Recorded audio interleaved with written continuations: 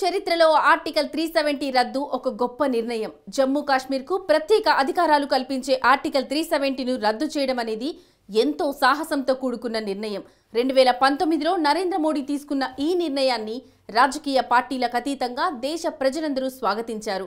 ఈ 5 ఏళ్ల కాలంలో కాశ్మీర్ లోయలో ఉగ్రవాదం తగ్గుముఖం పట్టింది. సాధారణ పరిస్థితులు తిరిగి నెలకొన్నాయి. ఎప్పటిలాగే కాశ్మీర్ లోయకు పర్యాటకులు పోటెత్తారు.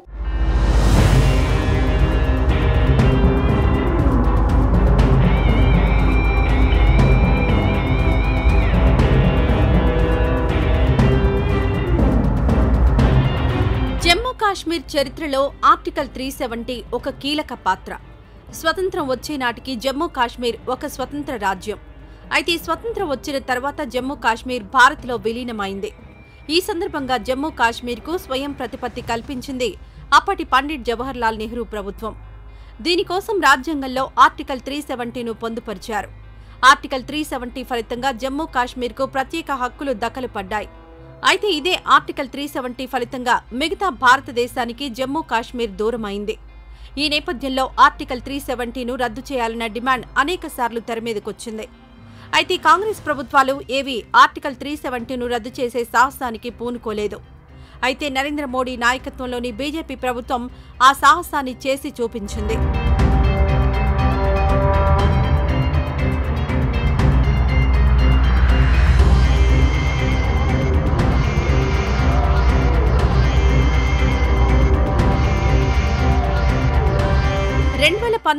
ఆగస్టు 5 జమ్మూ కాశ్మీర్ చరిత్రలో ఒక మరపురాని రోజు. అదే రోజున నరేంద్ర మోడీ నాయకత్వాన గల కేంద్ర ప్రభుత్వం ఒక సంచలన నిర్ణయం తీసుకుంది. జమ్మూ కాశ్మీర్కు ప్రత్యేక హోదా కల్పించి రాజ్యాంగంలోని 370వ అధికరణాన్ని రద్దు చేసింది. అలాగే జమ్మూ కాశ్మీర్ రాష్ట్ర హోదాను రద్దు చేసింది. రాష్ట్రాన్ని జమ్మూ కాశ్మీర్, లడక్ అనే 2 కేంద్రపాలిత ప్రాంతాలుగా విభజించింది. ఆర్టికల్ 370ను రద్దు చేస్తూ నరేంద్ర మోడీ సర్కార్ తీసుకున్న సాహసోపేత నిర్ణయాన్ని రాజకీయ పార్టీలకు అతీతంగా దేశ ప్రజలందరూ సమర్థించారు. అప్పటి వరకు జమ్మూ కాశ్మీర్ వేరే ప్రాంతమన్న అభిప్రాయం భారతదేశంలోని అనేక మందికి ఉండేది. ఈ నేపథ్యంలో జమ్మూ కాశ్మీర్ను జనజీవన స్రవంతిలోకి తీసుకురావడానికి నరేంద్ర మోడీ తీసుకున్న సంచలన నిర్ణయాన్ని అందరూ అభినందించారు.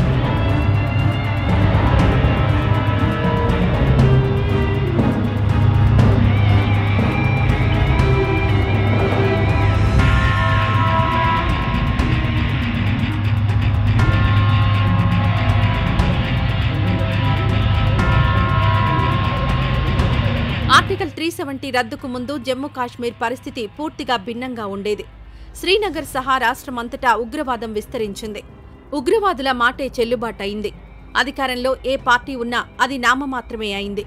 జమ్మూ కాశ్మీర్లో ఏ గల్లీలో చూసినా తుపాకీ చప్పుళ్లే వినిపించేవి.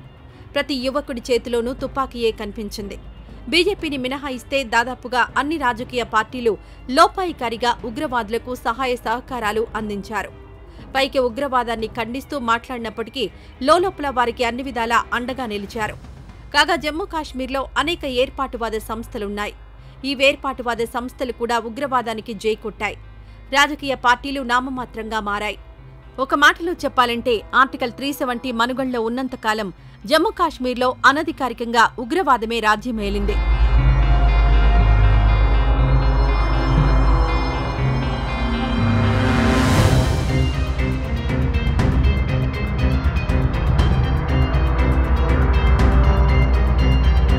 వాస్తవానికి చాలా కాలం నుంచి ఆర్టికల్ 370 వివాదంగా మారింది.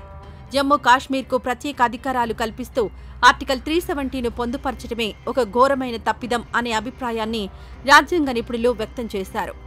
ఆర్టికల్ 370 అమలులో ఉండడంతో కాశ్మీర్ ప్రజలకు తాము భారతదేశంలో అంతర్భాగం కావేమోనన్న భావం కలగడానికి ప్రధాన కారణమైంది.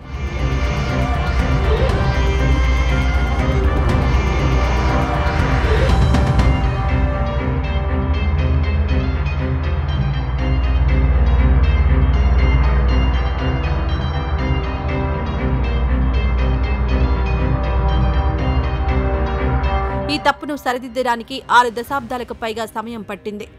ఈ విషయంలో నరేంద్ర మోడీ నాయకత్వాన గల కేంద్ర ప్రభుత్వం ఆచితూచి వ్యవహరించింది. కాశ్మీర్ ప్రజల మనస్సులు నొప్పించకుండానే ఆ రాష్ట్రానికి ప్రత్యేక ప్రతిపత్తి కల్పించే ఆర్టికల్ 370 అధికరణాన్ని కేంద్రం తొలగించింది. అదే సమయంలో కాశ్మీర్తో కలిసి ఉంటున్న మొదటి నుంచి వేరు భావంతో ఉన్న లడఖ్ ప్రాంతాన్ని కేంద్రపాలిత ప్రాంతంగా నరేంద్ర మోడీ సర్కార్ ప్రకటించింది. అంతేకాదు లడఖ్ ప్రాంతానికి యూనియన్ టెరిటరీ హోదా కల్పించడం వల్ల సదరు ప్రాంతంపై చైనా పెట్టుకున్న ఆశలపై నీళ్లు చల్లింది కేంద్ర ప్రభుత్వం.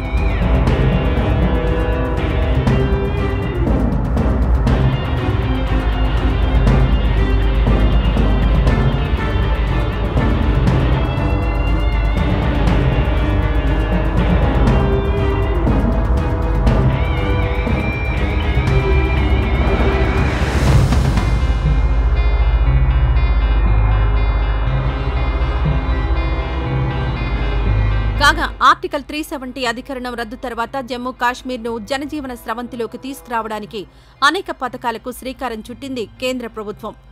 ఆర్టికల్ 370 రద్దు తర్వాత జమ్మూ కాశ్మీర్లో సామాజిక పరిస్థితులు చాలా వరకు మారిపోయాయి. కాశ్మీర్ లోయలో తుపాకుల చప్పుళ్లు వినిపించడం మానేశాయి. అంతేకాదు జమ్మూ కాశ్మీర్లో సాధారణ పరిస్థితులు నెలకొనడం మొదలైంది.